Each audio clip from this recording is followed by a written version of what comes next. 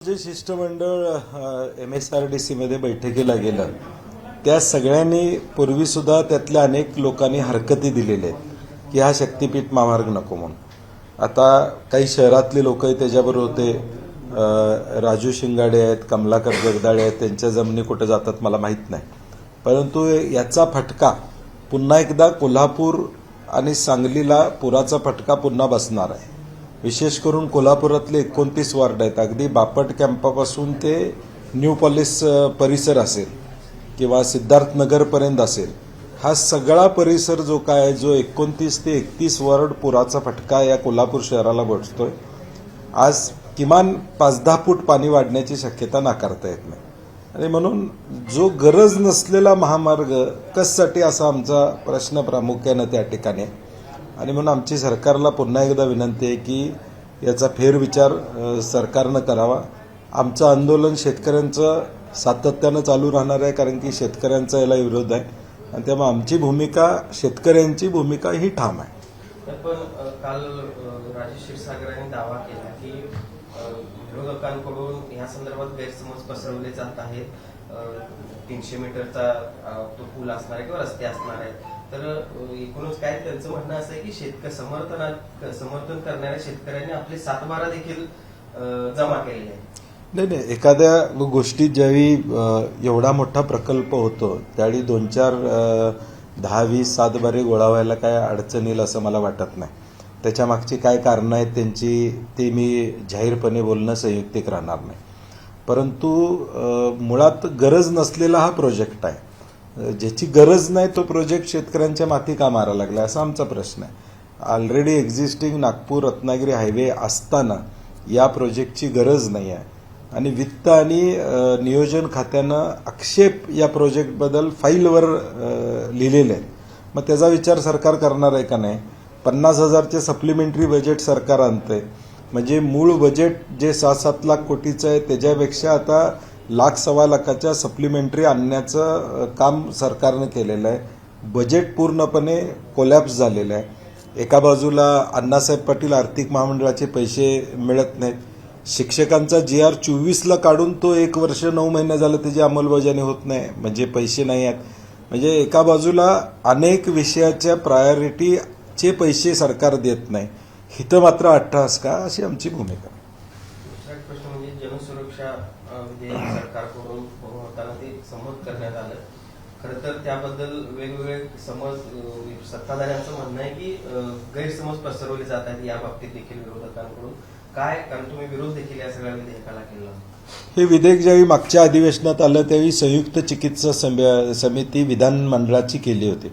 त्यामध्ये मी असेल, अंबादास दानवे असतील, जयंत पाटील साहेब असतील, जितेंद्र आव्हाड असतील, भास्कर जाधव असतील, आम्ही सगळे, शशिकांत शिंदे आहेत, आम्ही सगळी मंडळी त्यामध्ये होतो. आणि आम्ही त्या 5 बैठका त्यामध्ये झाल्या. 3 बैठकांमध्ये आम्ही आमचे आक्षेप नोंदवलेले की नक्षलवादाच्या संदर्भातली भूमिका सरकारची जी आहे त्याला आमचा पाठिंबा. नक्षलवादचा बिमोड झाला पाहिजे याबद्दल कुणाची दुमत त्या ठिकाणी नाही.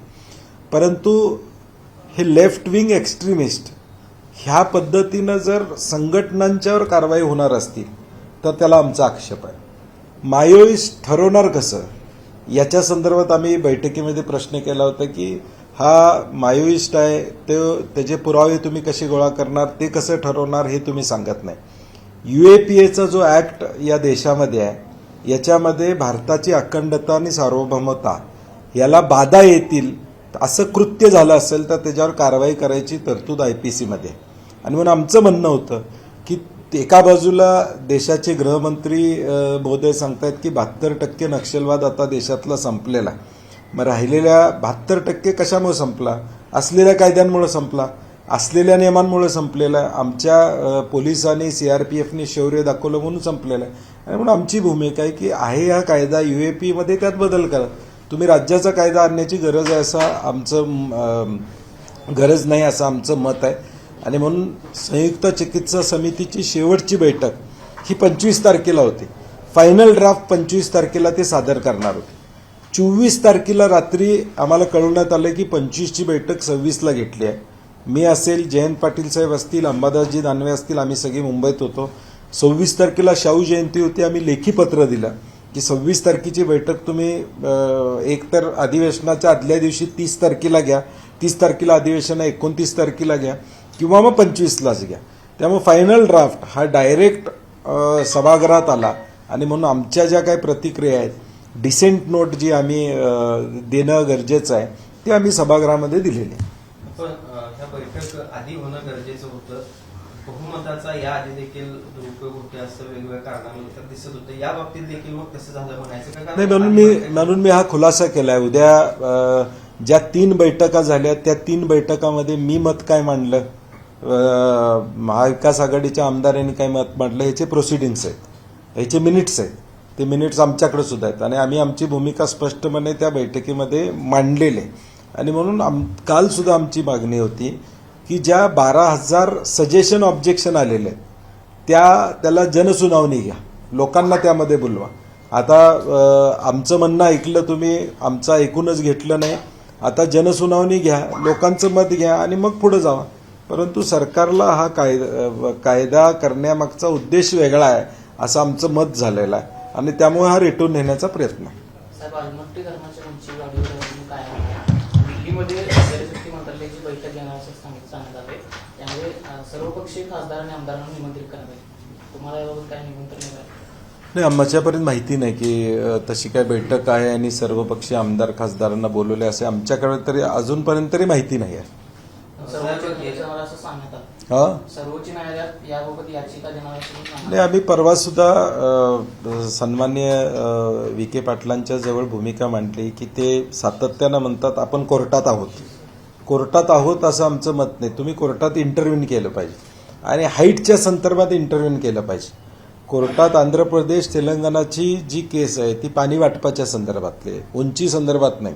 आणि म्हणून या उंची संदर्भात जो रुडकीचा इंडियन इन्स्टिट्यूट ऑफ हायड्रोलॉजीचा अहवाल आहे तो कधी प्राप्त होणार आहे, त्या अहवालानंतर नेमकं काय स्पष्ट होतंय त्याच्यावर सरकारची भूमिका. आणि म्हणून आमचं म्हणणं सरकारला आहे की तुम्ही ताबडतोब त्यामध्ये जावा. केंद्र शासन कदाचित ती ऑर्डर काढली तर किंवा सुप्रीम कोर्टातनं पाणी वाटपाचा निर्णय आंध्र प्रदेश आणि तेलंगणाचा झाला तर माहीतचा विषयच राहणार नाही. तर पावसाळी अधिवेशन सध्या सुरू आहे आणि या अधिवेशन काळात शिंदे गटाचे मंत्री आमदार वादाच्या भोवऱ्यात सापडत आहेत. हा योगायोग समजायचा का? कारण संजय गायकवाड झाले आहे, संजय शिरसाटांचं काल एक टोळी सुद्धा वादग्रस्त होत आहे. हा योगायोग म्हणायचा का? कारण शिंदे गटाचेच लोक टार्गेट होण्याचं कारण काय? नाही, आता जी कृत्य केले ते समोर आलेले आहेत. त्यामुळं आता हे महायुतीतलं आतलं राजकारण आहे का नाही आम्हाला माहीत नाही. परंतु हा व्हिडिओ बाहेर पडणं, ह्या सगळ्या गोष्टी घडणं, ह्याला काही ना काहीतरी अंदाज बांधले जात आहेत आणि ते राजकीय क्षेत्रामध्ये ते चर्चेला. परंतु मूळ उद्देश आता यामध्ये जळगावला ज्या पद्धतीनं अंदाज समितीची बैठक झाली आणि कॅश सापडली, त्याच्या चौकशीचं पुढं काय झालं याचं उत्तर अजून मिळत नाही. संजय गायकवाडांच्यावर गुन्हा दाखल करायला 48 तास लागले. म्हणजे सो मोठं पोलिसांना तो गुन्हा दाखल करणं शक्य होतं. म्हणजे कायद्यावर प्रशासनावर सुद्धा एवढा दबाव आहे सरकारचा की सो मोठं गुन्हा दाखल. आता एखादी घटना घडली तर विचारायची गरज नाही, पोलीस ताबडतोब गुन्हा दाखल करतात. तक्रारदार पुढे नाही आला तरी जो पुरावे दिसतात त्याच्यावर करायला पाहिजे होता, त्यालाही 48 तास लागले गुन्हा दाखल करायला. आणि सगळ्यात भयानक या महाराष्ट्राच्या इतिहासामध्ये संजय शिरसाटांचा जो व्हिडिओ आला ज्यामध्ये पैशाची बॅग स्पष्टपणे दिसते. आता ह्याची चौकशी होणार का? सीबीआयची चौकशी करणार का? ज्या यंत्रणा आहेत त्या यंत्रणा याच्यामध्ये जाऊन खोलामध्ये या व्हिडिओची चाचपणी करणार का? आणि माझं तर म्हणणं आहे हा व्हिडिओ संजय शिरसाटांनी पोलिसांच्याकडे देऊन हा खरा आहे का खोटा आहे याची तपासणी करून घेतली पाहिजे. मग कळेल ते बॅगेत पैसे होते का कपडे होते. त्यांनी कबुली दिलेली आहे की तो व्हिडिओ माझ्याच घरातला आहे, माझ्याच रूम मधला आहे. मात्र त्यांचा दावा फक्त त्यातला एकच आहे की त्यामध्ये पैसे नाही, कपड्याच्या बॅगमध्ये पैसे कसे ठेवले. आता सगळ्या सगळं कबूल करतायत, पैसे आहेत. सगळ्या देशानं बघितलेलं आहे, पैशाची बॅग तिथं दिसते, त्यामध्ये पैशाचे गट्टे दिसत आहेत, हे सगळ्या देशानं बघितलेलं आहे. आता ते कपडे आहेत असं म्हणत असतील तर मला वाटतं याच्यापेक्षा मोठा विनोद नाही. मला वाटतं त्यांनी राजीनामा दिला पाहिजे. कारण की हे जर स्पष्ट दिसत असेल तर ते त्यांचा राजीनामा मुख्यमंत्र्यांनी घ्यावा अशी आमची अपेक्षा असणार. संजय राऊतांनी आपली बदनामी केलेली आहे म्हणून मी मानहानीचा गुन्हा दाखल करणार अशा पद्धतीचं स्टेटमेंट त्यांचं आता काही वाटतं नाही, करू देत ना, कारण की पुरावाच आहे. संजय राऊतांनी काय वेगळं सांगितलं? जो पुरावा, जो व्हिडिओ आला आहे तो व्हिडिओ त्यांनी सांगितला आणि याची खातरजमा करा म्हणून सांगितलं. मग त्यांनी स्वतः पोलिसात तक्रार केली पाहिजे की हा व्हिडिओ ची फॉरेन्सिक तपासणी त्या ठिकाणी करा, खरा आहे का खोटा आहे हे बघा. त्यात बेडवर बसणारी व्यक्ती ही मी आहे का दुसरी कोण आहे, AI जनरेटेड आहे का हा व्हिडिओ, हे त्यांनी द्यावा तो व्हिडिओ आणि तपासणी करून घ्यावी.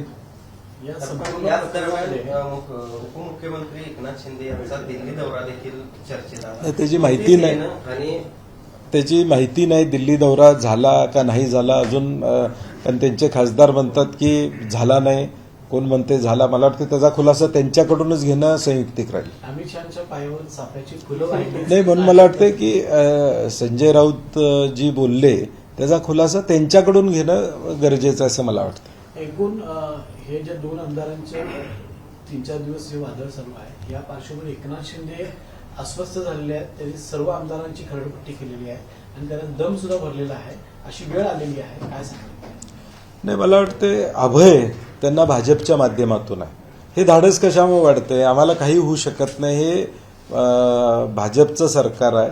आम्ही कायदा कितीही मोडला तरी आमचं काही कोण वाकडं करू शकणार नाही, हा विश्वास, आत्मविश्वास हा असल्यामुळंच ही प्रकरणं आता पुढे येताना दिसतात. संजय राठोडांच्या PAचा विषय असू दे, अंदाज समितीचे सापडलेले पैसे त्या ठिकाणी असू देत, किंवा आता या संजय गायकवाड, संजय शिरसाटांचं प्रकरण असू दे, किंवा संजय शिरसाटांनी सांगणं की इन्कम टॅक्सची नोटीस आलेली आहे, हे सगळं म्हणजे आत्मविश्वास आहे की आपल्याला कोणी काही करू शकत नाही. विधानसभेमध्ये अधिवेशन सुरू असताना बऱ्यापैकी आमदार, सत्ताधारी आमदार सिरियस असल्याचं दिसत नाही. अनेक व्हिडिओ आले, कोण तंबाखू म्हणत आहे, कोण अंगठ्या मोजत आहे, कोणत्या अंगठ्याला नमस्कार करत आहे. तर या व्हिडिओ संदर्भात तुमचं काय? परवा आता ती चर्चा आम्ही परवा देखील बैठकीत चर्चा केली. मंत्री सिरियस नसतात, आमदारांचा विषय वेगळा. पूर्वी मंत्री आमदार बोलत असायचे, सर्व कुठल्याही पक्षाचा आमदार विधिमंडळात बोलत असताना मंत्री बसून राहायचे, नोटिंग्स करायचे, काय मुद्दे मांडले त्यांनी त्याची उत्तरं द्यायची. आमदार कशासाठी बोलतो?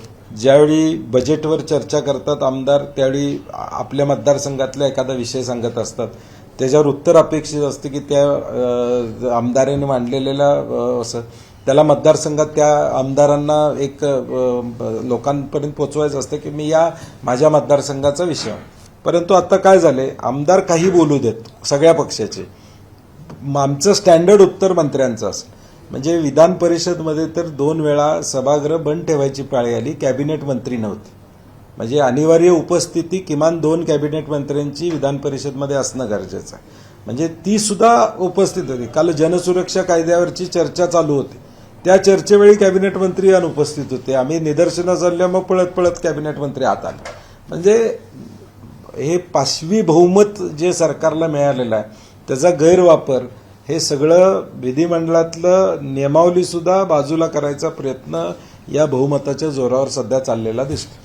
साहेब, MIM टीम ही भाजपची बी टीम आहे असं पुन्हा एकदा वेगवेगळ्या लोकांच्या माध्यमातून समोर येत आहे. तर या संदर्भात काय तुम्ही सांगू शकाल? कारण नागपूरचा जो मास्टर माइंड होता दंगलीचा, तो आता सामाजिक कार्यकर्ता आहे वगैरे अशा टाईपचे सुद्धा काही भाषणांमध्ये व्हिडिओ समोर यायला लागलेले आहेत. तर खरंच MIM हे ऍक्टिव्ह आहे या संदर्भात? नाही, मताची विभागणी करणारे जे काही घटक असतील ते शेवटी भाजपला मदत होत असेल तर मग आपण काय समजायचं? बेळगाव महानगरपालिकेवर भाजपची सत्ता आहे आणि त्या महानगरपालिकेच्या ज्या गाड्या, महापौर आणि उपमहापौरांच्या गाड्या आहेत, त्याच्यावर जे मराठी बोर्ड होते ते काढण्यात आले. तर ते कन्नड सक्तीकरण पुन्हा एकदा तिथं बेळगाव महापालिकेकडून सुरू आहे.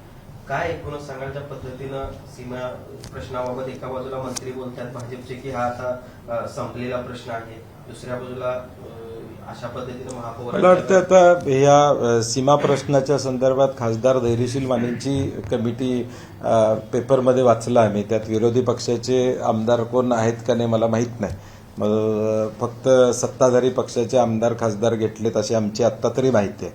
मला वाटतं त्यांना हा प्रश्न विचारला पाहिजे, कारण की आता सरकारनं ह्या प्रश्न सोडवायची जबाबदारी त्यांच्याकडे दिलेली आहे. त्यांनी भूमिका यामध्ये काय घेतात आणि हा प्रश्न सोडवण्यासाठी काय ताकद लावतात, हा महत्वाचा विषय. मागच्या टर्मला धैर्यशील मानेच त्या कमिटीचे प्रमुख होते, मात्र महाराष्ट्र एकीकरण समिती प्रचंड नाराज त्यांच्यावर आहे.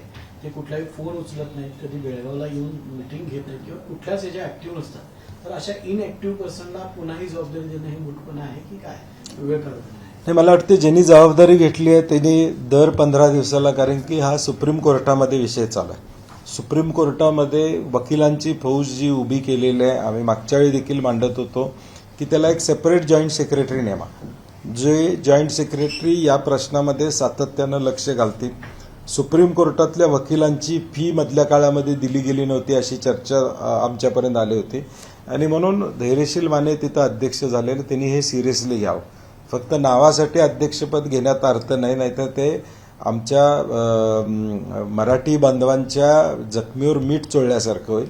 दर 15 दिवसाला महिन्याला त्यांनी बैठक घेतली पाहिजे, चर्चा केली पाहिजे, महाराष्ट्र एकीकरण समितीच्या लोकांशी बोललं पाहिजे. तिथं जाऊन त्यामधले वास्तवता, सध्याची परिस्थिती याची माहिती घेणं अभिप्रेत आहे त्यांच्याकडून. मागच्या वेळी त्यांनी काय केलं नसलं तर निदान पुढच्या वेळी करावं अशी आमची अपेक्षा असणार. आता मी घेतलेली नाही, माहिती घेतलेली नाही. चला, धन्यवाद. त्या माहिती मी पेपरमध्ये वाचली, त्यामुळे राधानगरी धरणाचं स्वयंचलित दरवाजे काहीतरी जागतिक बँकेचा जो हे आहे प्रकल्प किंवा त्याच्यातून पैसे देतात ते बंद केले जाणार आहेत की काय केले जाणार आहे? कारण परवाच्या मीटिंगमध्ये मुंबईतल्या त्याच्यावरती काही चर्चा झाली नाही, त्याच्यावर नाही चर्चा झाली. कारण की पूर्वी याच्यावर चर्चा होती काय की आपल्याला पाणी साठवून ठेवायचं असेल राधानगरी धरणामध्ये तर ठेवता येत नाही, स्वयंचलित असल्यामुळं ते पाणी निचरा होतं. तर शाहू महाराजांशी चर्चा करून, त्यावेळी अशी एक चर्चा झाली होती की शाहू महाराजांशी चर्चा करून त्यामध्ये काही दरवाजे आपल्याला बंद ठेवता येतील का, जेणेकरून आपल्याला पाण्यावरचा कंट्रोल राहील. म्हणजे आता काय होतंय, स्वयंचलित असल्यामुळं आपल्या हातात त्याचा कंट्रोल नाही. त्यामुळे तसं एक इरिगेशन डिपार्टमेंटचं प्रपोजल होतं. आम्ही त्यावेळी सुचवलं होतं की शाहू महाराजांशी चर्चा करा, कारण की राधानगरी एक ऐतिहासिक धरण असल्यामुळं त्यांच्याशी चर्चा करून हा निर्णय आपण घ्यावा. तो खरं मला वाटतं की एकूण आत्ताचा विचार केला तर ते करणं संयुक्तिक राहील. म्हणजे नाहीतर मग आता त्याला कंट्रोलच नाही असं झालं. आताच ते 82-83% भरले आताच ते. एबीपी माझा, उघडा डोळे बघा नीट.